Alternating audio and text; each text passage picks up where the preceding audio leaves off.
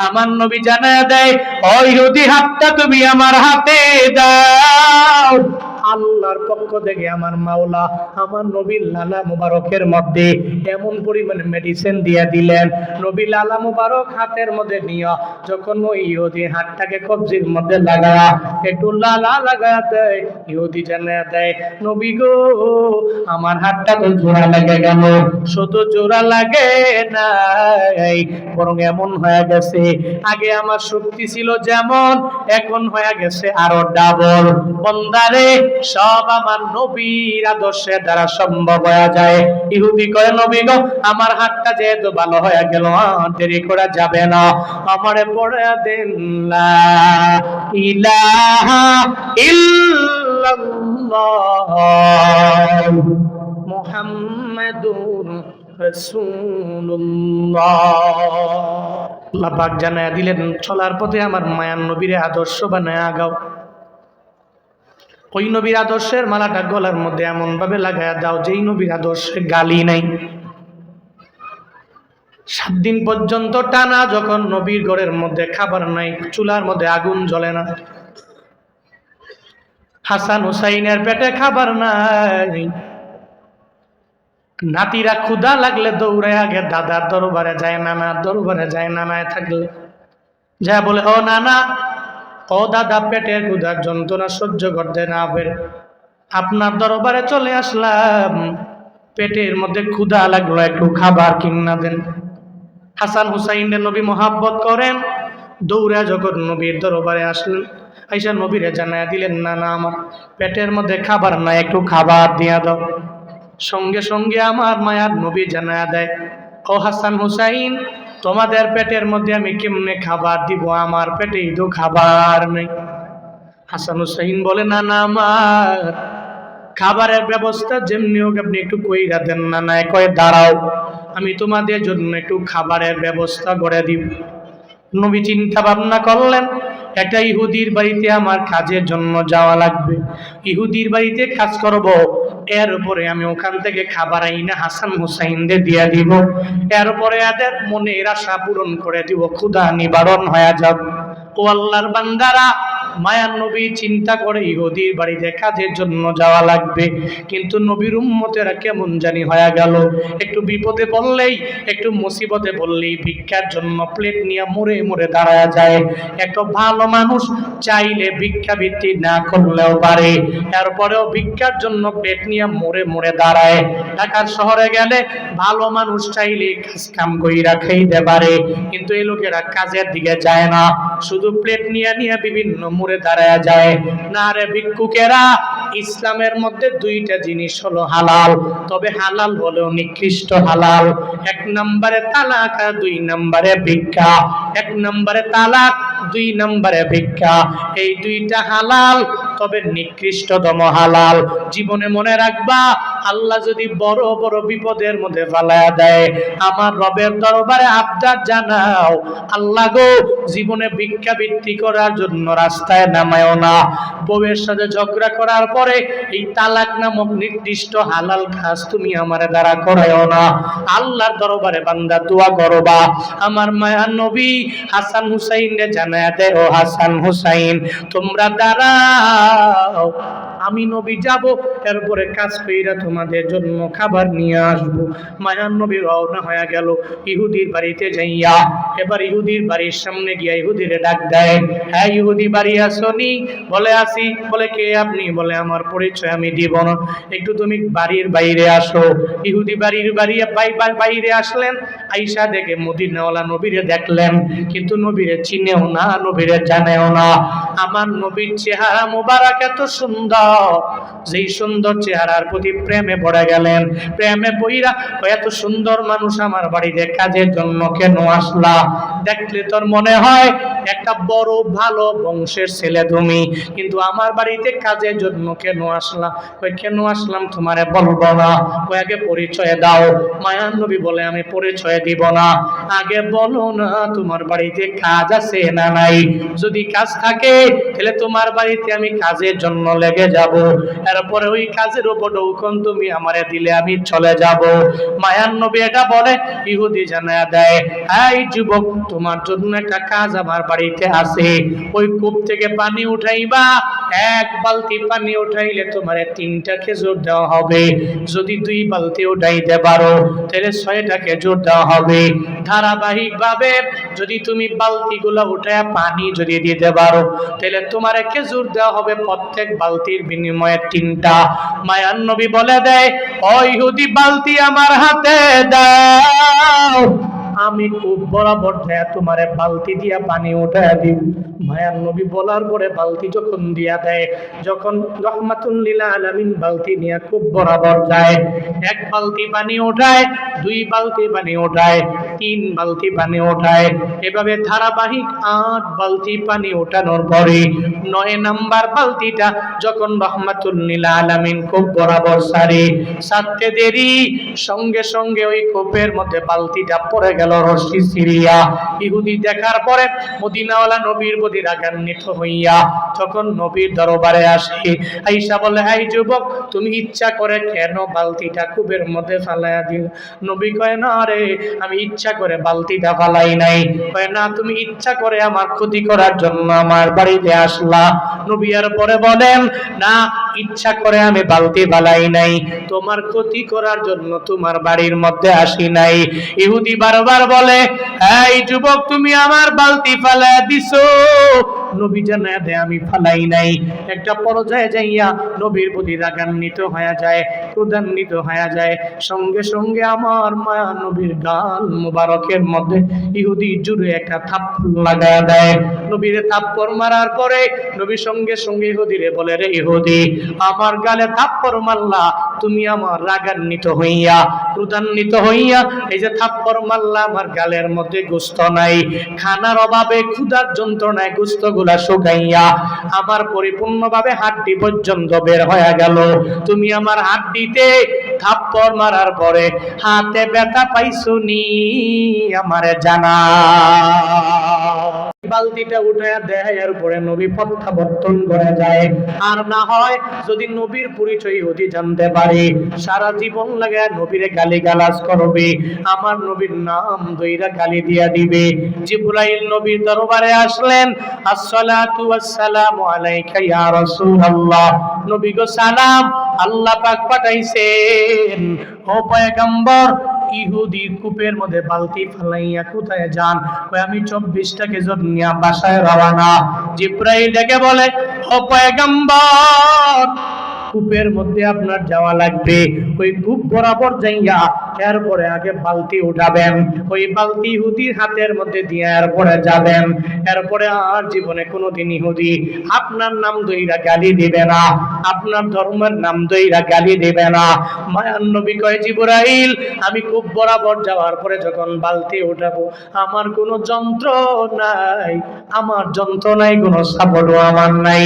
আমি যেই সাপোর্টের মাধ্যমে ওই কূপ থেকে বালতিটা উঠায় ফেলতে পারবো, আমার তো সাপোর্টও নাই, আমার তো কোনো যন্ত্রও নাই। জিবরাইল ডেকে বলে, ও পয়গম্বর, আল্লাহ পাক আপনারে এত পরিমাণে মহব্বত করেন গো নবী আমার, আল্লাহ পাক এত পরিমাণে আপনারে ভালোবাসেন, আপনি চিন্তা করবেন না। ওই জায়গায় যাওয়ার পরে আমি যেভাবে বলবো ওইভাবে করবেন, দেখবেন বালতি অটোমেটিক আপনার হাতের মধ্যে চলে আসবে। মায়ার নবী যখন যায়, ও বরাবর যাওয়ার পরে এবার জিবরাইল জানায় দেয়, নবী আমার, এই বালতি ওঠানোর জন্য কোনো দড়ি লাগবে না, কোনো সাপোর্ট লাগবে না, কোনো কিছুর প্রয়োজন নাই। আপনি তো আমার মাওলার এত পরিমাণে প্রিয় মানুষ, আপনি বালতিরে বলেন, এই বালতি আমার মাওলার ইশারায় আমার হাতের মধ্যে আয়। নবী গো, আপনি বলতে দেরি হয়ে যাবে, বালতিটা আপনার হাতে আসতে দেরি হবে না। সুবহানাল্লাহ। পকেটে জুন বাইরে দিয়ে কয়েন, জোরে পড়েন না সুবহানাল্লাহ, আরো জোরে চিল্লিয়ে পড়েন না সুবহানাল্লাহ। নবীরে কি কয়, আপনি যাবেন, কোনো সাপোর্ট লাগবে না, কোনো দড়ি লাগবে না, কিচ্ছু লাগবে না, খালি আপনি আল্লাহর নামের ইশারা করে ডাক দিবেন, বালতিকে ডাকতে দেরি, আপনার হাতে আসতে দেরি করবেন। মায়ার নবী যখন যায়, কূপ বরাবর যাওয়ার পরে জিবরাইল জানায়া দেয়, ও পয়গম্বর বলেন, এই বালতি আমার হাতের মধ্যে, রবের ইশারায় আয়। নবী খুব বরাবর যায় যখন ডাক দেয়, ও বালতি আয় আয়, আমার রবের ইশারায় আমি নবীর হাতের মধ্যে আয়। বলতে দেরি হলো, বালতি নবীর হাতের মধ্যে আসতে দেরি হয় নাই। ও ময়মনসিংহের ত্রিশালের মুসলমান, এই বৈলরের মুসলমানেরা, নবীর হাতে বালতি আসলো, এবার বালতি নবী ইহুদির হাতের মধ্যে দিয়া দেয়, আর বলে, ইহুদি ধরো বালতি তোমার হাতে দিয়া দিলাম, যেই বালতির জন্য তুমি আমার গালের মধ্যে থাপ্পড় লাগায়া দিলা, আমারে বিদায় দেও, আমি আমার বাড়িতে রওনা হয়ে যাব। ইহুদির মাথা বড় গরম, যে বালতি উঠে ফেললো, কোনো সাপোর্ট লাগে নাই, কোনো যন্ত্র লাগে নাই, অটোমেটিক এই বালতিটা কেমনে উঠাইলো। এর মানে বোঝা গেল উনি তো সাধারণ কেউ না, উনি তো মনে হয় আমার রবের পয়গম্বর। ওনার সাথে আমি বেয়াদবি করে ফেললাম, আবার ওনার গাল মোবারকের মধ্যে থাপ্পড় লাগায়া দিলাম। আমি কাজটা ভালো করি নাই রে, আমি অন্যায় করলাম, আমি অপরাধ করে ফেললাম, আমি নিজের জালেম বানায় ফেললাম। এই চিন্তা যখন অন্তরের মধ্যে চলে আসলো ইহুদির, ইহুদি সঙ্গে সঙ্গে কবজি থেকে হাতটাকে আলাদা করে জমিনে ফেলায়া দেয়। এবার যখন রক্তগুলো বের হয় আর জমিনের মধ্যে হাতটা লাফায়, পার্শ্ববর্তী দেশ থেকে যখন বণিকেরা পাশ দিয়ে গমন করা যায়, বণিকেরা বলে, ইহুদি কে তোমার এই হাতটাকে ফালাইয়া দিল? বলে, কেউ ফালায় নাই, আমি তরবারি দিয়ে আঘাত করার মাধ্যমে ফালাইলাম। কেন রে ইহুদি? কয়, আমি আমার মায়া নবীর সাথে বেয়াদবি করলাম, আমি তার গাল মোবারকের মধ্যে থাপ্পড় লাগায়া দিলাম, আমি অন্যায় করেছি, আমি অপরাধ করলাম, এখন তুমি হাতটাকে ফালায়া তুমি কি চাও? হ্যাঁ ইহুদি, আমাদেরকে জানায়া দাও। ইহুদি ডেকে বলে, ও বণিকেরা, আমার ওই নবীর সন্ধান দাও, ওই নবীর দরবারে আমি যাব, ক্ষমা নিয়ে আমার মৃত্যু বরণ করা লাগবে, আবার তার হাতে আমি কালেমা পড়ে মুসলমান হইবার চাই। বণিকেরা ডেকে বলেন, হ্যাঁ ইহুদি, অমুক জায়গায় গেলে আমার নবীরে বাবা, আমার নবীরে পাইতে হলে অমুক জায়গায় তোমার যাওয়া লাগবে।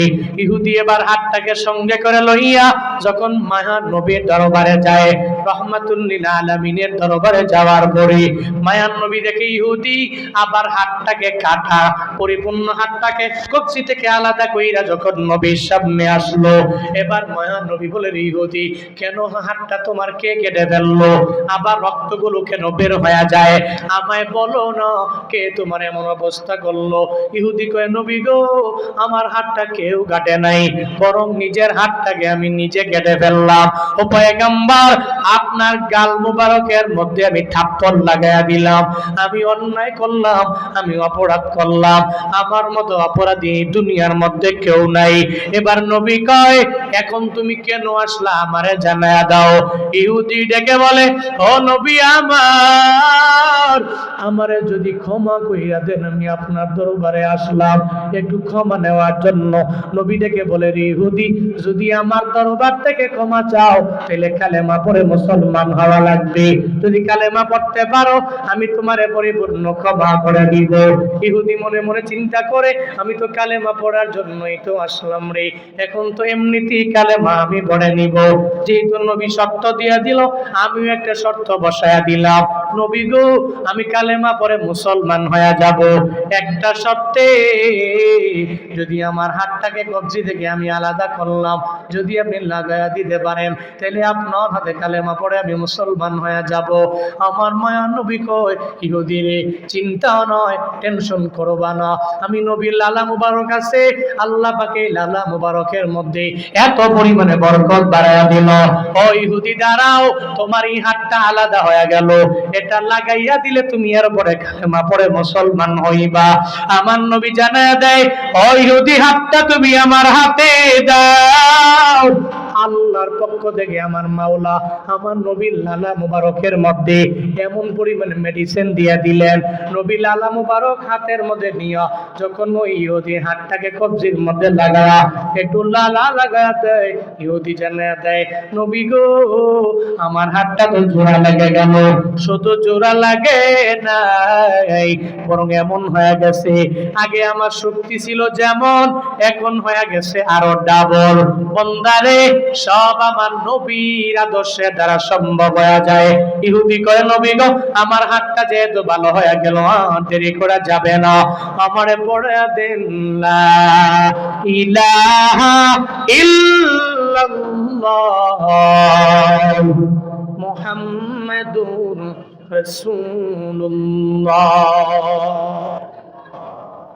সঙ্গে সঙ্গে ইহুদি কালেমা পড়ে মুসলমান হয়ে গেল। কেমনে? নবীর আদর্শ। নবীরে থাপ্পড় মারলো গালে, নবী বলল হাতে ব্যথা পাইছো কিনা বলো। এরপরে মায়ার নবী জানায়া দিল, এই বালতি তোমারে উঠায়া দিয়া দিলাম, 24টা খেজুর তুমি আমারে দিয়া দাও। নবী যদি ওই সময় বলতেন পাওয়ার আছে আমার, আমার আবু বকর আছে, ওমর আছে, ওসমান আছে, তোর 14 গোষ্ঠী সুদ্ধা বাড়ি থেকে তুললাম, আমার মসজিদে নববীর পাশে নিয়ে যাবো, জীবনেও কোনোদিন ইহুদি নবীর হাতে কালেমা পড়ে মুসলমান হইতো না। এই মানুষেরা, আমার দেশের ইন ফিউচারের লিডারেরা যদি এই একটা আদর্শ ধরে অগ্রগামী হতে পারে, যে নবীর আদর্শের মালা গলায় লাগায়া চলবো, নেতা হব, তবে নবীর আদর্শের মালা গলায় লাগায়া নেতামি করব, লিডার হব, নেতৃত্ব দিব, তাহলে ইন ফিউচারে আমার দেশ সোনায় ভরপুর হয়ে যাবে। আমি আল্লাহর কাছে আবদার করি, আল্লাহ আমার দেশে তুমি এমন কিছু নেতা তৈরি করে দিও, এমন কিছু লিডার দিও যারা আবু বকরের মতো হবে, যারা ওমর রাদিয়াল্লাহু আনহুর মতো হবে, যারা ওসমান রাদিয়াল্লাহু আনহুর মতো হবে, যারা আলী রাদিয়াল্লাহু আনহু এদের মতো হবে। আল্লাহ এমন একটা লিডার তুমি আমাদেরকে দিও, এমন একটা নেতা তুমি আমারে দিও যার ভিতরে কোনো দুর্নীতি নাই, যে জুলুম করবে না, যে নির্যাতন করবে না, যে দ্রব্যের দামগুলো ইচ্ছা মতো বাড়াইয়া দিবে না, যে নিজের অ্যাকাউন্টের কথা চিন্তা না কইরা মানুষের পকেটের কথা চিন্তা করবে, এমন লিডার, এমন এক নেতা দেখা এরপরে তুমি আমাদেরকে মরণ দিও। সকলেই পড়ি আমিন। আরো জোরে পড়ে না আমিন? আর একটু আওয়াজ করে চিল্লায় পড়ে না আমিন? চলার পথে নবীর আদর্শে নিজের আদর্শবান বানাবেন। আল্লাহ আমাদের সবাইকে নবীর আদর্শে আদর্শবান হওয়ার মতো তৌফিক সবাইকে দান করেন।